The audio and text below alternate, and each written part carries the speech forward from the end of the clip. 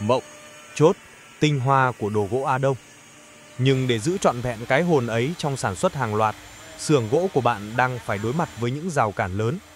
Tốc độ chậm chạp, sự phụ thuộc hoàn toàn vào tay nghề thợ và những sai sót thủ công không thể tránh khỏi. Đã đến lúc bạn cần một giải pháp toàn diện cho bài toán năng suất và chất lượng với máy làm mộng âm CNC SEMAC. Điểm đột phá nằm ở khả năng gia công 3, 4 hay thậm chí option 5 đầu đồng thời.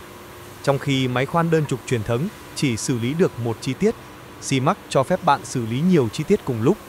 Cùng một thời gian, sản lượng của bạn có thể tăng gấp 5 lần, rút ngắn tối đa thời gian hoàn thành đơn hàng.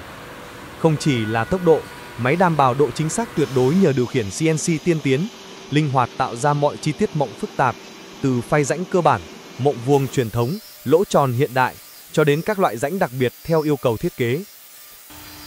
Với chiều dài làm việc lên đến 2.400mm, máy không chỉ giải quyết các chi tiết mộng nhỏ của ghế, bàn, mà hoàn toàn có thể đáp ứng các chi tiết kích thước lớn và dài như thanh ngang của giường hay khung tủ lớn.